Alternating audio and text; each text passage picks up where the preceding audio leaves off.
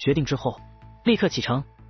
而随着距离刚刚的世界越来越远，反而觉得那方世界越发壮观。巨大的光环笼罩着那方世界，比寻常的太阳都还要明亮。明明那方世界传承已然不在，可此时来看，却比先前神圣数倍不止，几乎超越一路所见所有事件，仿佛是故意让世人看见它。莫非这个坟墓世界与那大家伙口中的七星连珠有关？看着这方世界，淡淡问道。而与此同时，楚风也在施展天眼观察，确实发现这方世界蕴含着非同一般的力量，蓄势待发。也许所谓七星，这个便是其一，只是具体力量需要七星接线之后才能知晓。楚风说道。那这算是考验吧？你若真的做到了，那个恶心的大家伙是不是应该给你一些好处？淡淡问道。我也希望啊，希望吧。楚风笑着回道，但其实并没有抱以期望。这太古坟冢给他的感觉自始至终都没有变过，诡异。而那个空间内所见到的庞大存在同样诡异。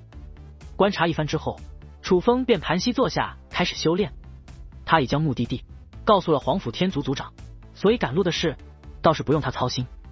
至于修炼，楚风也不是提升修为，他如今想提升修为，单纯的修炼是很慢的，更多的是需要契机与机缘。何况在太古坟冢这种地方，莫说提升1品修为，就算提升2品修为，作用也是不大。所以楚风修炼的乃是其他方向。实际上不只是现在，自打从神之时代出来之后，楚风大多数时间的修炼就已经不是提升修为。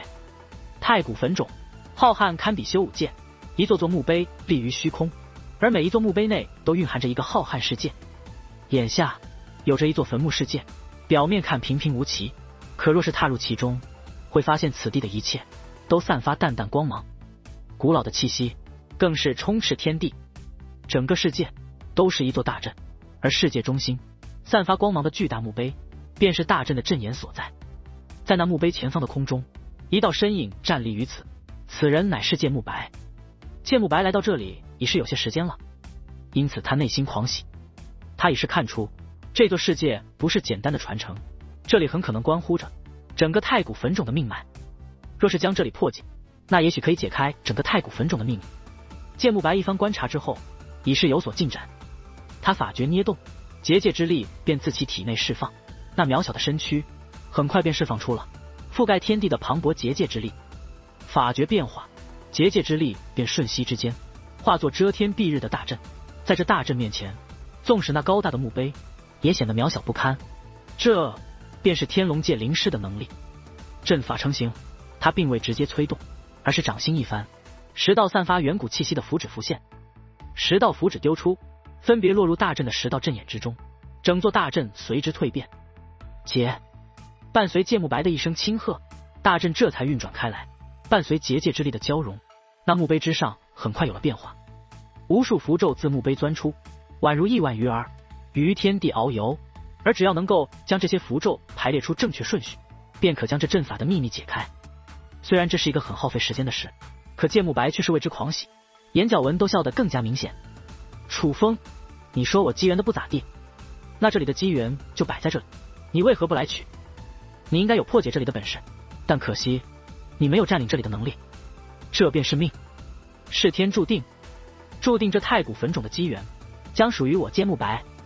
剑慕白面露喜悦，眼中尽是兴奋。毕竟谁都看得出来，这太古坟冢的机缘是极其了得的。只是很快，剑慕白脸色大变，不由向世界之外望去。来者何人？身为界灵师，他早就这方世界之外布下了感应阵法，无论什么修为的人经过，那感应阵法都会给出反应。但如今给出的反应则令剑慕白十分不安。他感受到了极为庞大的气息，其中高手无数，并且还有在他之上的气息。这7届圣府的界灵师倒是有些手段啊，居然远远的就察觉到我们了。天际传来皇府天族族长的声音，随之数艘巨大的浮空战船出现在了这方世界之中。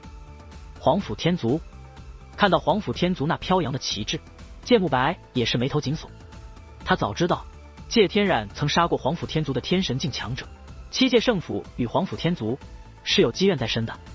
于是他赶忙道，我之前的确是7届圣府之人，但早已退出七界圣府多年。你们若是想寻仇的话，怕是找错人了。哈哈哈哈！闻言，皇甫天族族长不由大笑起来，在其身旁的皇甫天族众人也都是笑得十分讽刺。想不到大名鼎鼎的芥木白竟是一个鼠辈。皇甫天族族长道，但被众人讥讽，芥木白却面色不改，反而解释道：“我说的乃是事实，并非惧怕什么。芥木白，我皇甫天族来此，与七界圣府无关，而是为你而来。”皇甫天族族长道：“为我而来？”芥木白感到不解：“你得罪了一个不该得罪的人。”皇甫天族族长此话一出，芥木白眉头紧锁，他得罪了不该得罪的人，可他印象中并没有与皇甫天族结怨。而就在此时，又有数艘战船进入这方世界，那些战船不再只是皇甫天族的战船，飘扬的乃是神体天府的旗帜。可很快，芥木白脸色大变，因为他从那些战船之中发现了楚风的身影。楚风正与神体天府府主以及宇文炎日等人站在一起。楚风，芥木白表情变得狰狞，他终于知道皇甫天族的人因何而来了，竟是楚风找来的帮手。怎么，你不是能够锁定我吗？竟没有发现我靠近？哦，我知道了，我那锁定的手段要催动才行，否则便感应不到我，对吗？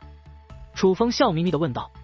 他故意先让皇甫天族族长来，自己则是后出现，就是防止自己靠得太近，被芥木白发现。现在来看，担心倒是多余了。楚风，你还真是深藏不露，不仅有神体天府撑腰，竟还与远古势力结盟。可远古势力那般敌视我当代界灵师，你竟能做得出与他们联手之事？你配做当代界灵师吗？芥木白怒骂道。有好坏之分的，从来都是人，并非是当代或是远古这个身份。芥木白，真正丢界灵师脸面的是你。楚风说道。楚风，此人是要生擒，还是要直接杀了？皇甫天族族长问道。杀了，他身上有不少好东西，咱们平分。楚风说道。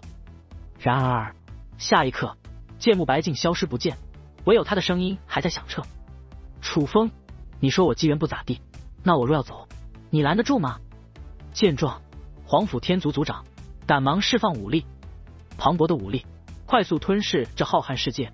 可当武力布满整个世界之际，却惊愕地发现已经捕捉不到芥木白的气息。这家伙逃得这么快？皇甫天族族长感到意外，毕竟修武者的实力差一个境界便是天地之别。他本以为见到了芥木白便必能捉住他，却不曾想芥木白这一逃，他连拦截的机会都没有。那不是他自身的手段，是宝物的力量。看来那家伙身上确实有着不少好东西。楚风说道。从之前芥木白的表现，楚风就意识到这芥木白的实力绝非是二品天龙界灵师那么简单。现在更加确定芥木白是得到过大机缘的人，身上藏着超乎寻常的力量。虽说他只是逃了，却仍不能轻视此人。而既然选择出手，自然是斩草除根最好。现在的局面绝非楚风想要的。他与皇甫天族早就与七界圣府有恩怨，倒是无惧七界圣府。可神体天府该当如何？但楚风之前就已经劝过神体天府，让他们不要露面，毕竟有皇甫天族在，其实神体天府无需出手，奈何神体天府非要与楚风共进退？楚风，不要自责，是那神体天府的人非要现身出场的，和你没关系。淡淡说道。然就在此刻，一道暗中传音映入楚风耳帘，乃是神体天府府主。楚风小友，不必担心，你先前劝我们不要现身，老夫之所以不听，乃是老夫想表明立场。如今芥木白逃脱，想必你会担心七界圣府报复我神体天府，大可不必。老夫在神之时代内虽然险些丧命，但也可能窥探到了一些秘密，也算不上秘密。总之，如今修武界与远古时期全然不同，实际上天地能量微弱，这也是我等修为提升较慢的主要原因。不是我等不行，实在是环境不行。而第9道天河应该还保持着修武界的原貌，那里的天地能量更适合修武者。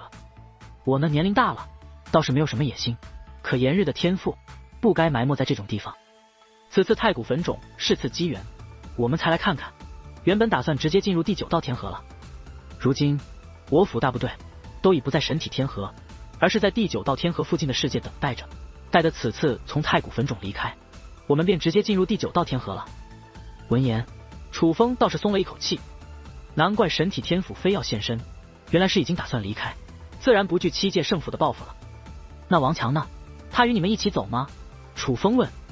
来到这里之前，便用手段告知过王强了，但他并不打算与我们同行，但他表示日后也会进入，总会相遇的。楚风，你的天赋也不该受限于此，若你与7届圣府的恩怨有了了结，便也进入第9道天河吧。神体天府府主说道。我会去的。楚风回道。随后，楚风并没有立刻破阵，而是仔细观察起那围绕着墓碑漂浮的符咒。这些符咒每一道都仿佛蕴含着生命，每一道都蕴含着秘密。若是能将这些秘密以正确的方式串联到一起，也许便能解开太古坟冢的秘密。但不止如此，这里暗藏修武之道。一番观察后，对众人说道。修武之道。闻言，众人皆是神色凝重。天地能量也罢，天才地宝也好，其实重要的不只是足够的武力，还有修武之道。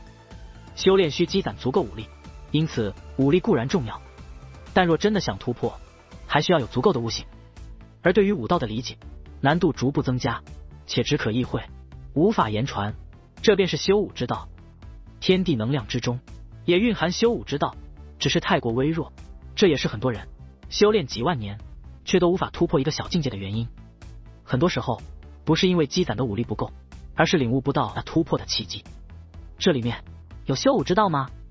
我怎么感觉不到？黄甫战天问道。我等一下会以一种特殊的方式来催动符咒，到时大家认真观察，便有机会从中悟出修武之道。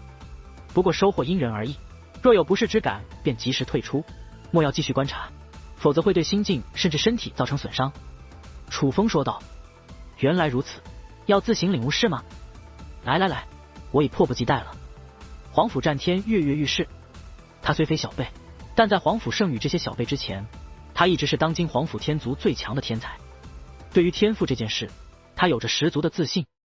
当然，自信都不只是他，黄甫天族族长、神体天府府主以及2个势力的高层人物，哪一个不是惊才绝艳的天才？不是天才，便不可能到这个高度。于是，楚风捏动法诀，旋即阵法释放而出。这阵法与以往不同，阵法如风，乃是无形，但却搅动那漫天的符咒。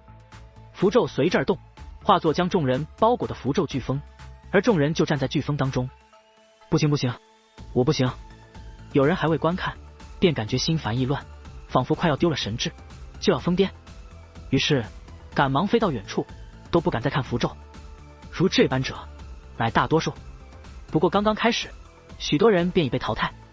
但在观察阶段，很多人也是无法坚持，因为观察之后，那种心烦意乱的感觉会更强。莫说参悟什么，集中精神都是不行。且第一次还好，越是尝试越是严重，根本不给适应的机会。因此，越来越多的人开始退出。原本立于大地之上的浩瀚人海，转眼间便只剩下几百人。这几百人，要么是身负要职的长老，要么就是小辈天才，且小辈天才占多数。可哪怕这些人，却也再一次离开。看来最终剩下的没几个。老一辈，恐怕只有咱俩能撑场子了。黄甫战天对黄甫天族族长说道。相比于那些紧张的人们，黄甫战天却显得格外兴奋。身为黄甫天族的天才，这种场面他经历过很多次，基本他都能坚持到最后，而他也很享受这种感觉。认真观看吧，能参悟多少是多少，不要分心。黄甫天族族长回道。他之所以这样说，那是因为哪怕强大如他，也没有把握能从中参悟到东西。现在他完全是在硬撑，那种心烦意乱的感觉甚至已经逐渐占了上风。可这里的东西是要从中领悟的，若是不能保持清醒和专注度，再有悟性也无法发挥，最多就是在这瞎瞅，看再久也没有意义。他知道他无法从中参悟到什么了，这个机缘与他无缘。他不走，完全是为了面子。堂堂族长总不能这么快被淘汰吧。而实际上还留在这里的人中，大多数也与黄甫天族族长一样，已经不对领悟那修武之道抱有希望，完全就是为了面子，想多撑一会